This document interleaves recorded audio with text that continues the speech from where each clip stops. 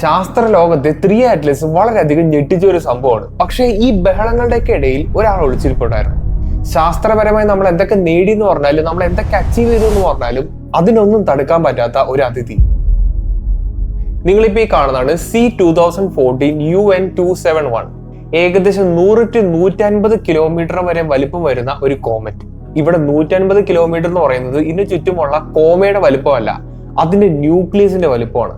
നാസയുടെ latest information അനുസരിച്ച് 3 അറ്റ്ലസിന്റെ ന്യൂക്ലിയസിന്റെ വലിപ്പം എന്ന് പറയുന്നത് ഒരു 4.5 കിലോമീറ്റേഴ്സ് ഒക്കെ ഉണ്ടാവുള്ളൂ. എന്നാൽ 3 അറ്റ്ലസിനേക്കാൾ ഏകദേശം 25 മടങ്ങ് വലിപ്പവും അതിനോടൊപ്പം തന്നെ മാസവും ഉള്ള ഒരു ഒബ്ജക്റ്റ് ആണിത്.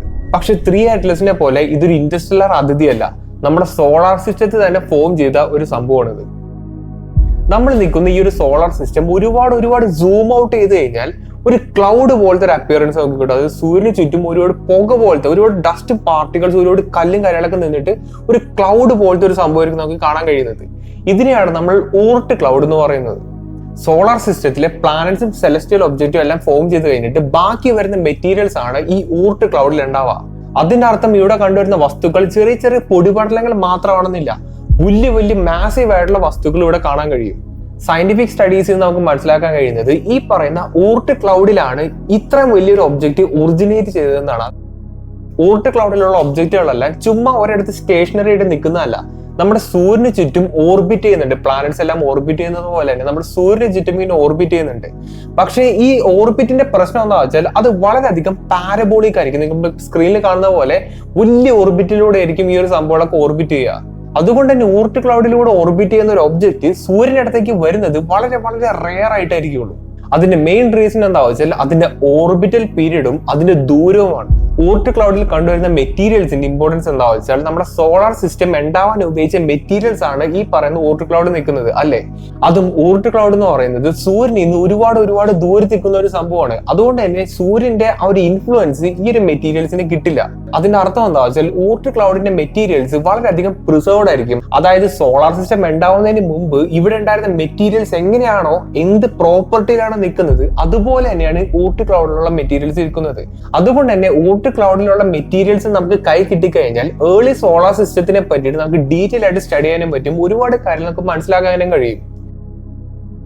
ഇത് കേൾക്കുമ്പോൾ നമ്മുടെ എല്ലാവരും മനസ്സിലേക്ക് ഒരു പിക്ചർ വരുമായിരിക്കും. അതായത് നടുക്കൊരു സോളാർ സിസ്റ്റം ഉണ്ടാവും, അപ്പൊ തന്നെ ഒരു ക്ലൗഡ് പോലത്തെ ഒരു സംഭവം ഉണ്ടാവും. അങ്ങനത്തെ ഒരു പിക്ചർ നമ്മുടെ മനസ്സിലേക്ക് വരുമായിരിക്കും. പക്ഷേ ഇൻ റിയാലിറ്റി നെപ്റ്റ്യൂൺ കഴിഞ്ഞാൽ ഒരുപാട് പോയി കഴിഞ്ഞാലാണ് നമുക്ക് ഊർട്ട് ക്ലൗഡ് എത്തുള്ളൂ. അതായത് വോയേജർ 1 എന്ന് പറയുന്ന ഒരു സ്പേസ് ക്രാഫ്റ്റ് നമ്മൾ വിട്ടിട്ടില്ലേ, അത് ഇപ്പൊ ഏകദേശം ഭൂമിയിൽ നിന്ന് ഒരു ലൈറ്റ് ഡേ അകലത്തിലാണ് നിൽക്കുന്നത്. അതിന്റെ അർത്ഥം എന്താ വെച്ചാൽ ഒരു ലൈറ്റ് ബീം ഭൂമിയിൽ നിന്ന് പാസ് ചെയ്യുകയാണ്, ട്രാൻസ്ഫർ ചെയ്യുകയാണെങ്കിൽ ഒരു ദിവസം കൊണ്ടാണ് വോയേജർ 1 അടുത്തേക്ക് എത്തുള്ളൂ. അത്രയും ദൂരത്തിലാണ് വോയേജർ 1 ഇപ്പൊ നിൽക്കുന്നത്. പക്ഷെ ഇത്രയും ദൂരത്ത് നിന്നിട്ട് പോലും ഈ വോയേജർ 1 ഊർട്ട് ക്ലൗഡിലേക്ക് എത്തിയിട്ടില്ല. അത്രയധികം ദൂരത്താണ് ഊർട്ട് ക്ലൗഡ് നിൽക്കുന്നത്. അതുകൊണ്ട് തന്നെ സൂര്യനിൽ നിന്നുള്ള ഇൻഫ്ലുവൻസ് വളരെ കുറവായിരിക്കും അവിടെയുള്ള മെറ്റീരിയൽസിന് കിട്ടിയിട്ടുണ്ടാവുക. അതുകൊണ്ട് തന്നെ ഊർട്ട് ക്ലൗഡിലുള്ള ഒരു മെറ്റീരിയൽ കളക്ട് ചെയ്ത് ഭൂമിയിൽ വെച്ച് പഠിക്കുക എന്ന് പറഞ്ഞു കഴിഞ്ഞാൽ അത് ഹ്യൂമൻലി ഇമ്പോസിബിൾ ആണ്. സൂര്യനിൽ നിന്ന് 5000 ആസ്ട്രോണമിക്കൽ യൂണിറ്റ്സ് അകലെയാണ് ഊർട്ട് ക്ലൗഡിന്റെ സ്റ്റാർട്ടിംഗ് എന്ന് പറയുന്നത്. അതിനുശേഷം 1,00,000 ആസ്ട്രോണമിക്കൽ യൂണിറ്റ്സ് വരെ ഈ ഊർട്ട് ക്ലൗഡിങ്ങിന് പോകും. അതായത് ഇത് വളരെയധികം തിക്കായിട്ടുള്ള ഒരു സ്പേസ് ആണ്. ഒരു ആസ്ട്രോണമിക്കൽ യൂണിറ്റ് എന്ന് പറയുന്നത് ഭൂമിയും സൂര്യനും തമ്മിലുള്ള ആവറേജ് ഡിസ്റ്റൻസ് ആണ്. അപ്പോൾ കണക്കുകളൊക്കെ മനസ്സിലായെന്ന് വിചാരിക്കണം. അതും എടുത്ത വേറൊരു കുഴപ്പം എന്താ വെച്ചാൽ ഇവിടെ വളരെ റെയർ ആയിട്ടാണ് ഊർട്ട് ക്ലൗഡിൽ നിന്നുള്ള ഒരു മെറ്റീരിയൽ ഇന്നർ സോളാർ സിസ്റ്റത്തിലേക്ക് എൻ്റർ ചെയ്യുന്നത്. അഥവാ നമ്മുടെ സോളാർ സിസ്റ്റത്തിലേക്ക് എൻ്റർ ചെയ്യുകയാണെങ്കിൽ ഇത് വളരെയധികം ചെറിയ ഒബ്ജക്റ്റുകളായിരിക്കും, നമുക്ക് ഡിറ്റക്ട് ചെയ്യാൻ പോലും കഴിയില്ല. അങ്ങനെ ഇരിക്കുമ്പോഴാണ് കുറച്ച് വർഷങ്ങൾക്ക് മുമ്പ് ഡാർക്ക് എനർജി സർവേ എന്ന് പറയുന്ന ഒരു ഓർഗനൈസേഷൻ ഒരു ഞെട്ടിക്കുന്ന സംഭവം കണ്ടുപിടിക്കുന്നത്. ഏകദേശം ഒരു 100 to 150 കിലോമീറ്റർ വരെ ന്യൂക്ലിയസിന്റെ വലിപ്പമുള്ള ഒരു ഒബ്ജക്റ്റ്, അതും ഊർട്ട് ക്ലൗഡിൽ നിന്ന് ഒറിജിനേറ്റ് ചെയ്തതെന്ന് ഇവർ വിശ്വസിക്കുന്ന ഒരു ഒബ്ജക്റ്റ് നമ്മുടെ ഇന്നർ സോളാർ സിസ്റ്റത്തിലേക്ക് താഴേന്ന് കയറി വരുന്നത്. നിങ്ങളിപ്പോ സ്ക്രീനിൽ കാണുന്നതാണ് ഇതിന്റെ ഓർബിറ്റ് എന്ന് പറയുന്നത്. അങ്ങനെ ഒരുപാട് നാളത്തെ റിസർച്ചിന് പഠനങ്ങൾക്ക് ശേഷം 2021 സയന്റിസ്റ്റുമാര് ഇത് പബ്ലിക്കലി പറഞ്ഞത്. കുറച്ചും പേരെ ഒരു കാര്യം പറഞ്ഞായിരുന്നു, ഊർട്ട് ക്ലൗഡിലൂടെ ഓർബിറ്റ് ചെയ്യുന്ന ഒരു ഒബ്ജക്റ്റിന്റെ ഓർബിറ്റ് എന്ന് പറയുന്നത് വലിയൊരു ഓർബിറ്റ് ആയിരിക്കും, ഒരു ഹൈപ്പർ പാരബോളിക് ആയിട്ടുള്ള ഒരു ഓർബിറ്റ് ആയിരിക്കും. അതും നിങ്ങളിപ്പോ ഈ സ്ക്രീനിൽ കാണുന്നതാണ് ഈ ഒരു ഒബ്ജക്റ്റിന്റെ ഓർബിറ്റ് എന്ന് പറയുന്നത്. ഇനി ഞാൻ പയ്യെ ഇതൊന്ന് സൂമിൻ ചെയ്ത് കാണിച്ചു തരാം. അപ്പൊ നിങ്ങൾക്ക് കറക്റ്റ് ആയിട്ട് ഈ ഒരു ഓർബിറ്റിന്റെ വലിപ്പം എന്ന് മനസ്സിലാവും. നിങ്ങളിപ്പോ ഈ അകത്ത് കാണുന്ന ചെറിയ വട്ടങ്ങളില്ലേ, അത് നമ്മുടെ സോളാർ സിസ്റ്റത്തിന്റെ ആ ഒരു ഓർബിറ്റ് ആണ്. ഇവിടുത്തെ ഏറ്റവും അവസാനത്തെ ഓർബിറ്റ് എന്ന് പറയുന്നത് നെപ്റ്റ്യൂണിന്റെ ഓർബിറ്റ് ആണ്. അപ്പോൾ ഈ ഒരു ഓർബിറ്റ് വെച്ച് കമ്പയർ ചെയ്യുമ്പോൾ ഇതിന്റെ വലിപ്പം എന്തോരുണ്ടെന്ന് നിങ്ങൾക്ക് ഏകദേശം ഗസ് ചെയ്യാൻ പറ്റും. 3 അറ്റ്ലസിനെ പറ്റിയുള്ള ഡിസ്കഷനിലല്ല പെരിഹീലിയൻ എന്ന് പറഞ്ഞ ടേം ഞാൻ വളരെയധികം എക്സ്പ്ലെയിൻ ചെയ്തിട്ടുണ്ട്. അതായത് ഒരു ഒബ്ജക്റ്റും സൂര്യനുമായിട്ടുള്ള ക്ലോസസ്റ്റ് ഡിസ്റ്റൻസിനെയാണ് നമ്മൾ പെരിഹീലിയൻ എന്ന് പറയുന്നത്. അങ്ങനെ ഈ ഒബ്ജക്റ്റിന്റെ പെരിഹീലിയൻ എന്ന് പറയുന്നത് 10 ആസ്ട്രോണമിക്കൽ യൂണിറ്റ്സ് ആണ്. അത് അത്യാവശ്യത്തിൽ കൂടുതൽ വലിയൊരു ഡിസ്റ്റൻസ് ആണ്. പക്ഷേ ഊർട്ട് ക്ലൗഡി എന്ന് പറയുന്ന ഒരു ഒബ്ജക്റ്റ് ആയതുകൊണ്ട് തന്നെ അത് വലിയൊരു ഡിസ്റ്റൻസ് ആയിട്ട് നമുക്ക് കൺസിഡർ ചെയ്യാൻ പറ്റില്ല. ഈ ഒബ്ജക്റ്റിന്റെ ഓർബിറ്റ് എന്ന് പറയുന്നത് ഒരു വലിയ പാരബോളിക് ആയിട്ടുള്ള ഒരു ഓർബിറ്റ് ആയതുകൊണ്ട് തന്നെ ഇതും സൂര്യനും തമ്മിലുള്ള ഏറ്റവും ദൂരത്തിലുള്ള ഒരു പോയിന്റ് എന്ന് പറയുന്നത് എത്രയെന്ന് അറിയാം?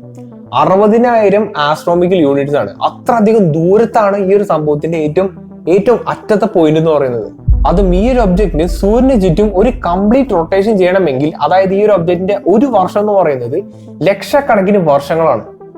അതുകൊണ്ട് തന്നെ ഈ ഒരു ഒബ്ജക്റ്റ് നമ്മുടെ സോളാർ സിസ്റ്റത്തിന്റെ അകത്തേക്ക് വരാനുള്ള സാധ്യത എന്ന് പറയുന്നതും വളരെ വളരെ കുറവാണ്. അങ്ങനെ ഇരിക്കുമ്പോഴാണ് ഹ്യൂമാനിറ്റി ജീവിച്ചിരിക്കുന്ന ഈ ഒരു കാലഘട്ടത്ത് ഈ ഒരു സംഭവം നമ്മുടെ സൂര്യന്റെ പെരിഹീലിയനിലേക്ക് എത്തുന്നത്. അത് പറഞ്ഞപ്പോഴാണ് 2031 to 2033 ഈ ഒരു കാലയളവിലാണ് ഈ ഒരു സംഭവം സൂര്യനുമായിട്ടുള്ള ക്ലോസസ്റ്റ് ഡിസ്റ്റൻസിലേക്ക് എത്തുന്നത്. 3 അറ്റ്ലസ് നമ്മുടെ സോളാർ സിസ്റ്റത്തിന്റെ എക്ലിപ്റ്റിക്കൽ പ്ലെയിനിലൂടെയാണ് ഏകദേശം പോയിക്കൊണ്ടിരിക്കുന്നത്. അത് വളരെയധികം റെയർ ആയിട്ടുള്ള ഒരു കാര്യം തന്നെയാണ്. എന്നാൽ അതുപോലെ തന്നെ ഹ്യൂമാനിറ്റിക്ക് വളരെയധികം റെയർ ആയിട്ടുള്ള ഒരു ഇവന്റ് തന്നെയാണ് ഇത്. 2033 ശേഷം ഈ ഒരു ഒബ്ജക്റ്റ് നമ്മുടെ ഇന്നർ സോളാർ സിസ്റ്റം വിട്ട് പുറത്തേക്ക് പോകും. പിന്നീട് ഈ ഒരു ഒബ്ജക്റ്റ് ചുറ്റിത്തിരിഞ്ഞ് നമ്മുടെ സൂര്യന്റെ അടുത്തേക്ക് എത്തുമ്പോഴേക്കും ഹ്യൂമാനിറ്റി മനുഷ്യര് ഭൂമിയിൽ ഉണ്ടാവണമെന്ന് ഒരു നിർബന്ധവുമില്ല. അത്രയ്ക്ക് റയർ ആയിട്ടുള്ള ഒരു ഇവന്റ് ആണ് 2031 to 2033 എന്നുള്ള ഒരു ഗ്യാപ്പിൽ സംഭവിക്കാൻ പോകുന്നത്. ഈ ഒരു കാലയളവിൽ ഇതിനെപ്പറ്റി മാക്സിമം നമുക്ക് പഠിക്കാൻ കഴിഞ്ഞു കഴിഞ്ഞാൽ സോളാർ സിസ്റ്റം ഉണ്ടാവുന്നതിന് മുമ്പുള്ള മെറ്റീരിയൽസിനെ പറ്റി ചെറിയൊരു ഐഡിയ നമുക്ക് കിട്ടുകയും ചെയ്യും. ഇത് എങ്ങനെയാണ് ഫോം ചെയ്തതെന്നുള്ളതിനെ പറ്റിയിട്ട് ഒരുപാട് ക്ലൂസ് നമുക്ക് കിട്ടും. യൂണിവേഴ്സിനെ പറ്റിയിട്ടുള്ള ഒരുപാട് ഐഡിയാസ് നമുക്ക് കിട്ടും. അപ്പൊ ഒരുപാട് ഇൻഫോർമേഷൻ നിറഞ്ഞൊരു സംഭവമാണ് ഇത്. ഈ ഒബ്ജക്റ്റ് ഇപ്പൊ ഏകദേശം ഭൂമിയിൽ നിന്ന് 29 ആസ്ട്രോണമിക്കൽ യൂണിറ്റ്സ് ദൂരത്തിലാണ് നിൽക്കുന്നത്. ഇത്രയധികം ദൂരത്ത് നിന്നിട്ട് പോലും ഈ ഒബ്ജക്റ്റ് വളരെയധികം ബ്രൈറ്റ് ആണ്. ഈ ഒരു ബ്രൈറ്റ്നെസ് കാരണമാണ് ഇത്ര ദൂരത്ത് നിന്നിട്ട് പോലും ഈ ഒരു സംഭവത്തെ നമുക്ക് ഭൂമിയിൽ നിന്ന് ഡിറ്റക്ട് ചെയ്യാൻ പറ്റിയത്. അതും 3 അറ്റ്ലസിന്റെ ഏറ്റവും വലിയ ഫീച്ചേഴ്സിൽ ഒന്നായിരുന്നു സൂര്യന്റെ അടുത്ത് നിന്നും ഒരുപാട് ദൂരത്ത് നിന്നിട്ട് പോലും അതിന് ചുറ്റും നമുക്കൊരു കോമ പോലത്തെ ഒരു സംഭവം കാണാൻ കഴിയുന്നുണ്ട്. ഒരു ഔട്ട് ഗ്യാസിംഗ് ഒക്കെ നമുക്ക് കാണാൻ കഴിയുന്നുണ്ട്. എന്നാൽ ഈ ഒരു ഒബ്ജക്റ്റിനും അത് തന്നെയാണ് സംഭവിക്കുന്നത്. 29 ആസ്ട്രോണമിക്കൽ യൂണിറ്റ് അകലെ നിന്നിട്ട് പോലും ഈ ഒരു സംഭവത്തിന് ചുറ്റും ഒരു ഔട്ട് ഗ്യാസ് നമുക്ക് കാണാൻ കഴിയുന്നുണ്ട്. ഒരു ടെയിൽ നമുക്ക് കാണാൻ കഴിയുന്നുണ്ട്. ഈ ഒരു ഒബ്ജക്റ്റിന്റെ സർഫസിലേക്ക് ചെറിയൊരു ചൂട് തട്ടിയപ്പോൾ തന്നെ ഇത് സബ്ലിമേറ്റ് ചെയ്യാൻ തുടങ്ങി, ഇത് പുകയാൻ തുടങ്ങി. അതിൽ നിന്ന് നമുക്കൊരു കാര്യം മനസ്സിലാക്കാൻ കഴിയും, ഇതിനെ ചുറ്റും കവർ ചെയ്തിരിക്കുന്ന ഒരു സംഭവം എത്ര അധികം സെൻസിറ്റീവ് ആണുള്ളത്. ഒരുപാട് അനാലിസിസ് പറയുന്നത് ഇതിന് ചുറ്റുമുള്ള കോമയിൽ കാർബൺ ഡൈ ഓക്സൈഡും വാട്ടറും പിന്നെ കാർബൺ മോണോക്സൈഡും നമുക്ക് കാണാൻ കഴിയുന്നുണ്ട്. പക്ഷെ സിമ്പിൾ ആയിട്ട് പറയുകയാണെങ്കിൽ ഏകദേശം ഒരു 100 to 150 കിലോമീറ്റർ വരെ വലുപ്പമുള്ള ഒരു കല്ല് അതിന് ചുറ്റും ഐസ് പോലത്തെ എന്തൊരു സംഭവം നടന്നിരിക്കുകയാണ്. അതിന്റെ മീനിങ് എന്താ വെച്ചാൽ ഇത് വെൽ പ്രിസേർവ്ഡ് ആയിട്ടുള്ള ഒരു സംഭവമാണ്. ഐസിന്റെ അകത്ത് ആ കല്ല് എങ്ങനെയാണ് ഇരിക്കുന്നത് അത് അതേപോലെ തന്നെ ഇരിപ്പുണ്ട്. അതുകൊണ്ട് തന്നെ ഇതിനെപ്പറ്റി നമുക്ക് സ്റ്റഡി ചെയ്യാൻ കഴിഞ്ഞു കഴിഞ്ഞാൽ തന്നെ നമുക്ക് വലിയൊരു കാര്യം തന്നെയാണ്. നിങ്ങളിപ്പോ ഈ സ്ക്രീനിൽ കാണുന്നത് ഈ ഒരു ഒബ്ജക്റ്റ് നമ്മുടെ സോളാർ സിസ്റ്റത്തിന്റെ അകത്തൂടെ കയറി പോകുന്നതാണ്. ഇനി ഞാനൊരു ചോദ്യം ചോദിക്കാം. ഇത്രയും വലിയൊരു ഒബ്ജക്റ്റ്, ഒരു 100 to 150 കിലോമീറ്റർ വലുപ്പമുള്ള ന്യൂക്ലിയസ് ഉള്ള ഒബ്ജക്റ്റ് എന്നൊക്കെ പറയുമ്പോൾ വളരെയധികം വലിയൊരു സംഭവമാണ്. ഒരു എക്സാമ്പിൾ പറയുകയാണെങ്കിൽ ഡൈനോസേഴ്സിന് ഇല്ലാണ്ടാക്കിയ ഒരു ആസ്ട്രോയിഡ് ഇല്ലേ, അതിന്റെ 10 മടങ്ങ് വലിപ്പമുള്ള ഒരു സംഭവമാണ് ഇത്. ഈ ഒരു ഒബ്ജക്റ്റിന്റെ ഓർബിറ്റ് നമ്മുടെ ഭൂമിയുടെ ഓർബിറ്റ് തമ്മിൽ കൊളൈഡ് ചെയ്ത് കഴിഞ്ഞാൽ എന്തായിരിക്കും സംഭവിക്കുക? അതായത് 2031 to 2033 ഈ ഒരു കാലയളവിൽ ഈ ഒരു സംഭവം നമ്മുടെ ഭൂമിയിൽ വന്ന് ഇടിക്കും എന്നുള്ളൊരു കാര്യം നമ്മൾ കണ്ടുപിടിച്ചു എന്ന് വിചാരിക്കാം. ഹ്യൂമാനിറ്റിക്ക് 2025 വെച്ച് എന്ത് ചെയ്യാൻ പറ്റും? ഇങ്ങനെയുള്ള പോസിബിലിറ്റീസിനെ പറ്റി നമ്മൾ ആലോചിക്കുമ്പോഴാണ് റിയാലിറ്റി എന്നുള്ള ഒരു സംഭവത്തെ നമ്മൾ ശരിക്കും പേടിക്കുന്നത്. ഈ ലോകത്ത് സംഭവിക്കാവുന്ന ഏറ്റവും വലിയ ദുരന്തങ്ങളിൽ ഒന്നാണ് മനുഷ്യർ തമ്മിൽ ഉണ്ടാവുന്ന ഒരു കോൺഫ്ലിക്റ്റ്. അടുത്തതാണ് ഇത്തരത്തിലുള്ള അപ്രതീക്ഷിതമായിട്ടുള്ള അതിഥികൾ.